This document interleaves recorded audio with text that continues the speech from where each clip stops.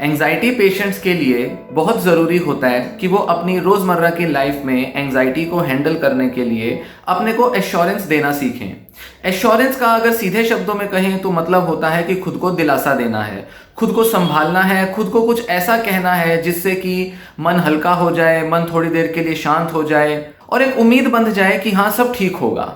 Anxiety का patient अक्सर बहुत डरा रहता है, उसको लगता है कि कुछ बुरा हो जाएगा, कुछ अनहोनी घट जाएगी, कुछ ऐसा होगा जिसको वो टॉलरेट नहीं कर पाएगा,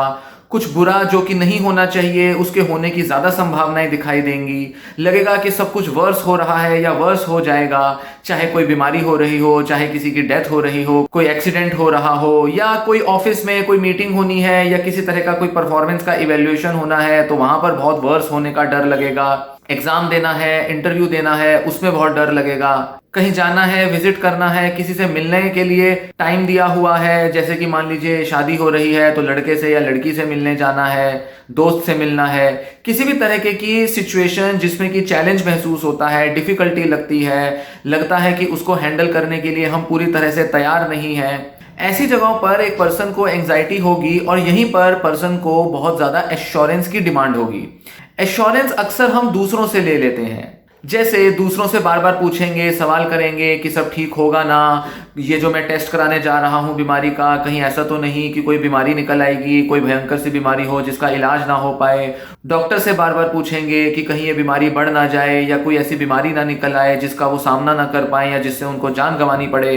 इस तरह के कई सारे चैलेंजिंग सिचुएशंस जिसमें थोड़ा सा ही खतरा शायद मौजूद होगा, पर एंजाइटी पेशेंट को लगता है कि नहीं, बहुत बड़ा खतरा है, बहुत बड़ा डेंजर है, कुछ करना पड़ेगा जिससे कि अपना बचाव कर पाओ, अपने को सेफ करने के लिए, अपने को प्रोटेक्ट करने के लिए। एक एंजाइटी पेशेंट का पूरा दिमाग लगा रहेगा, सारा टाइम सोचते रहेंगे कि कैसे खुद को प्रिपेयर कर लें, कैसे सिचुएशन का सामना करने के लिए खुद को मजबूत कर लें। तो इस तरह से मुश्किल सिचुएशन हैंडल करनी है, चाहे वो थोड़ी हो या ज्यादा मुश्किल कंडीशन हो, फिर उसका सामना करने के लिए खुद को तैयार करना है। और क्योंकि ऐसा कॉन्फिडेंस नहीं होता कि हम इसका हैंडल कर पाएंगे या इसको टॉलरेट करेंगे, तो ऐसे में बहुत ज्यादा एंजाइटी हो सकती है, स्ट्रेस के सिम्टम्स आ सकते हैं, पैनिक अटैक हो सकता है और ऐसे में जरूरत हो जाती है कि ये पेशेंट कुछ ऐसा करे जिससे कि वो खुद को संभाल पाए, थोड़ी देर के लिए ही सही पर अपनी एंजाइटी को टाल पाए, उस मुश्किल की घड़ी में कुछ सॉल्यूशन ढूंढ पाए, अपने को संभाल कर पॉजिटिव रख पाए। कुछ ऐसा करना होता है, कुछ ऐसी एक्शंस लेनी होती हैं जिससे कि खुद को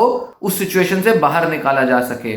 वैसे तो कई सारे पेशेंट्स ऐसी सिचुएशन से डील करने के लिए अवॉइडेंट बिहेवियर्स अपनाते हैं, मतलब दूर रहने की कोशिश करते हैं, भागते हैं, एस्केप करते हैं, क्योंकि ये एस्केप करना, अवॉइड करना उनका एक बचने का तरीका होता है जिससे कि टेम्परेरी बेसिस पर ही सही पर एंजाइटी कम हो जाती है और उनके दिमाग को ऐसा लगता है कि हाँ, एंजाइटी को कम करने का यही अच्छा तरीका था कि सिचुएशन से भाग जाओ, सिचुएशन से दूर हो जाओ, ताकि ना रहेगा बांस ना बजेगी बांसुरी। भाई आंखें बंद कर लेंगे, पर्दा कर लेंगे तो अंधेरा हो जाएगा, कुछ दिखाई नहीं देगा, तो ऐसा लगता है कि जैसे चीज भी गायब हो जाएगी, वह सिचुएशन भी गायब हो जाएगी। पर ये जो तरीका है ये काम नहीं करता, क्योंकि लॉन्ग टर्म में अवॉइडेंट बिहेवियर्स की अगर आदत बन जाए तो एक पेशेंट की एंजाइटी तो दूर नहीं जाती, साथ ही वो अपनी कई मुश्किलें बढ़ा लेता है, क्योंकि वो अलग अलग सिचुएशन में जब अवॉइड करता है तो चाहे सिचुएशन छोटी सी भी क्यों ना हो, उसको ऐसा लगता है बहुत बड़ी सिचुएशन है। ऐसे में वो सिचुएशंस को ठीक से इवेल्युएट भी नहीं कर पाता, उनको जांच नहीं पाता कि सिचुएशन बड़ी है छोटी, और इस वजह से वो ये भी नहीं चेक कर पाता कि उसके अंदर कितनी क्षमता है कि वो इन छोटी या बड़ी सिचुएशंस को टैकल कर सकता है। इस वजह से खुद पर भरोसा नहीं रहता और हमेशा के लिए एक पेशेंट जो है वो एंजाइटी का शिकार रहता है और कॉन्फिडेंस उसका हमेशा लो रहता है।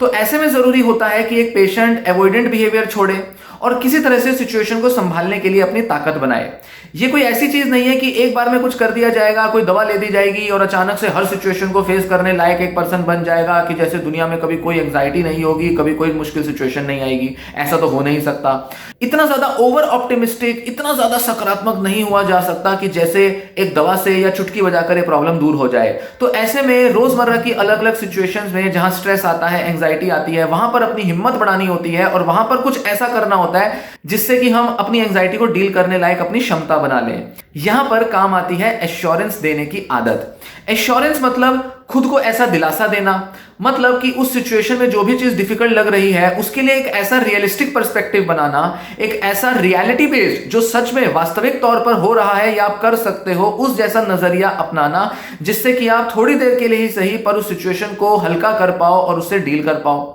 एश्योरेंस का मतलब यह नहीं होता कि खुद को झूठे दिलासे देने हैं या खुद को कुछ जबरदस्ती बोलना है जिससे कि आप अपने मन से एंजाइटी हटा पाओ। नहीं, बहुत से लोग एश्योरेंस के नाम पर खुद को पॉजिटिव एफर्मेशंस बोलते हैं कि मैं बहुत पॉजिटिव हूं, मैं हर तरह की सिचुएशन हैंडल कर सकता हूं, मैं चाहूं तो मैं किसी भी मुश्किल का सामना कर सकता हूं, सारी विक्ट्री ले सकता हूं, दुनिया की कोई ताकत मुझे रोक नहीं सकती। बहुत ज्यादा पॉजिटिव स्टेटमेंट्स बोलने से भी हमारा मन पॉजिटिव नहीं होता। इनफैक्ट ऐसी स्टेटमेंट्स बोल बोल के ही पेशेंट्स अक्सर देखते हैं कि उन पर ये एफर्मेशंस काम नहीं करती, उनको ये स्टेटमेंट्स ही झूठी लगती हैं और ऐसा लगता है कि जैसे जबरदस्ती खुद को खुश करने की कोशिश कर रहे हैं, जबकि इन स्टेटमेंट्स में तो कोई दम ही नहीं। और ये बात सच भी है कि इस तरह से अगर आप खोखले तौर पे स्टेटमेंट्स बोलोगे तो इनकी रीच बहुत गहरे में नहीं जाएगी, बहुत गहरे में आपके अंदर एंजाइटी को ये दूर नहीं करेंगी। तो ऐसे में जरूरी होता है कि जो आप एश्योरेंस दे रहे हैं, खुद को जो दिलासा दे रहे हैं या खुद को संभालने के जो प्रयास कर रहे हैं वो बहुत रियलिटी बेस्ड हो। मतलब जो जैसी सिचुएशन आप फेस कर रहे हो उसके मुताबिक आपको कुछ ऐसी स्टेटमेंट्स बोलनी है या कोई ऐसी स्क्रिप्ट बोलनी है। कई सारे स्टेटमेंट्स में एक पैराग्राफ की फॉर्म में वो हो सकती है। अब चाहे आप लिख लें, चाहे आप उसको रिकॉर्ड कर लें या चाहे आप हमेशा मन में तैयार रखें, वो एक अलग इशू है, वो हर पर्सन अपने हिसाब से करता है। पर इस तरह की कोई एश्योरिंग स्क्रिप्ट्स या एश्योरिंग स्टेटमेंट्स खुद को बोलनी जरूरी है जिससे कि हम उस समय एंजाइटी को हैंडल कर पाए। ध्यान दें, यहां बात रीएश्योरेंस सीकिंग की नहीं हो रही। रीएश्योरेंस सीकिंग मतलब दूसरों से दिलासा लेना, इंटरनेट से दिलासा लेना, डॉक्टरों से दिलासा लेना। जैसे इंटरनेट पर पढ़ेंगे बार बार कि हाँ मेरी इस बीमारी में कहीं हार्ट अटैक तो नहीं होता, मुझे डिप्रेशन की एंजाइटी की बीमारी है, कहीं इससे कैंसर तो नहीं होता। इस तरह की चीजें जब आप बार बार जांचने के लिए इंटरनेट पर जाते हो, टेस्ट कराते हो, वीडियोस देखते हो, ये रीएश्योरेंस लेना होता है। मतलब एक बार डॉक्टर ने आपको एश्योर कर दिया है कि भाई एंजाइटी से कोई मृत्यु नहीं होगी, कोई हार्ट अटैक नहीं होगा, पर फिर भी जाके रीएश्योर करेंगे, दोबारा से देखेंगे, पढ़ेंगे, जानेंगे कि नहीं हम पक्का होना चाहते हैं कि हम बिल्कुल सेफ हैं। तो ये होती है रीएश्योरेंस सीकिंग। और इसके लिए भी सलाह दी जाती है कि इस बिहेवियर को भी छोड़ना होता है, तभी आप एंजाइटी का सामना करने के लिए ताकत जुटा पाते हैं। तो एश्योरेंस से यहां पर मतलब है कि जो आप खुद को बोल रहे हैं, खुद को जो आप पॉजिटिव टॉक दे रहे हैं, उसकी यहां बात हो रही है। प्रॉब्लम आपकी है, फेस आपको करना है, उसका सामना करके ताकत भी आपको ही अपनी बढ़ानी है और इसी तरह धीरे धीरे आपको एंजाइटी को दूर करना है। तो इसके लिए किसी दूसरे से पूछने की बजाय आप खुद को ही बोलेंगे। कहीं लिखी हुई, कहीं किसी की पॉजिटिव एफर्मेशंस पढ़ ली, उसकी बजाय आपको खुद अपनी पॉजिटिव सेल्फ टॉक बनानी होगी। और ध्यान रखें कि एश्योरेंस जो होती है वो प्रॉब्लम सॉल्विंग पर फोकस करती है कि अभी इस सिचुएशन में मुझे जो मुश्किल आ रही है इसमें मैं खुद को क्या बोलूं, कैसे बोलूं जिससे कि मैं अपना मन शांत कर पाऊं। अब इसके कुछ उदाहरण लें। जैसे मान लीजिए आप ड्राइव करते हैं और ड्राइविंग के दौरान आपको बहुत एंजाइटी होती है। आप ड्राइव पे निकल जाते हैं, आपके साथ गाड़ी में 2-4 लोग हैं, तो आपके मन में डर आएगा कि अरे कहीं मेरा एक्सीडेंट ना हो जाए, कहीं मैं अगर ठीक से गाड़ी ना चला पाऊं तो मेरे अलावा और लोगों को भी नुकसान होगा। तो ऐसे कई सारे डर आपके मन में आएंगे। तो आप खुद को एश्योरेंस कैसे देंगे कि माना कि मुझे ड्राइविंग के दौरान एंजाइटी होती है, मैं देख पाता हूं कि अक्सर जब ड्राइव करना शुरू करता हूं तो मुझे थोड़ा घबराहट होती है। ऐसे में मुझे लगता है कि शायद मैं गाड़ी नहीं चला पाऊंगा, पर अगर मैं थोड़ी थोड़ी स्पीड पर ही सही और बीच बीच में रुककर ही सही अगर मैं गाड़ी चलाता रहूं और किसी से बात भी ना करूं और कहीं इधर उधर अपना ध्यान ना लेकर जाऊं, मोबाइल पर भी किसी से बात ना करूं, तो मैं आराम से गाड़ी चला के अपने डेस्टिनेशन पर पहुंच सकता हूं और इस तरह मैं अपने डर को भी दूर कर सकता हूं। माना कि मेरे साथ 4 तरह के लोग हैं, पर अगर कभी मैं घबरा जाता हूं और मुझसे ड्राइव नहीं होता तो कम से कम कोई और दूसरा व्यक्ति तो होगा जो कि मेरी जगह ड्राइव कर लेगा। तो इसलिए मुझे ड्राइविंग से भागना नहीं है, मुझे सिचुएशन से दूर नहीं जाना, मुझे कोशिश पूरी करनी है कि मैं ड्राइविंग करूं और मैं धीरे धीरे ड्राइव करने की इस आदत को बनाए रखूं ताकि मेरा ये डर भी दूर हो, क्योंकि इस तरह के एक्सपोजर से, इस तरह ड्राइव करके ही मेरी एंजाइटी दूर होगी। तो ये कुछ ऐसी सेल्फ एश्योरिंग स्टेटमेंट्स और पॉजिटिव सेल्फ टॉक होती है जिससे कि आप अपने को संभाल लेते हो, अपना कॉन्फिडेंस बढ़ा लेते हो, अपने अंदर आ रही एंजाइटी से अपना ध्यान हटाकर अपने को एक हेल्दी आउटकम, एक पॉजिटिव आउटकम अचीव करने की तरफ लगा देते हो। ऐसे में आप वो काम भी पूरा कर लेते हो और जो एवॉइडेंट या जो एस्केपिस्ट बिहेवियर था उसको भी दूर भगाते हो। इस तरह से कई सारी एश्योरिंग स्क्रिप्ट्स या एश्योरिंग स्टेटमेंट्स खुद को बोलने से, जो कि बहुत प्रॉब्लम सॉल्विंग पर बेस्ड है, उसी सिचुएशन पर, उसी प्रॉब्लम पर आधारित है, इस तरह से आप खुद को एश्योर कर कर एंग्जाइटी से डील करने की ताकत बढ़ाते हो। और इस तरह से लंबे समय तक अगर चलते रहें तो आप एंग्जाइटी डिसऑर्डर को दूर भगा सकते हो।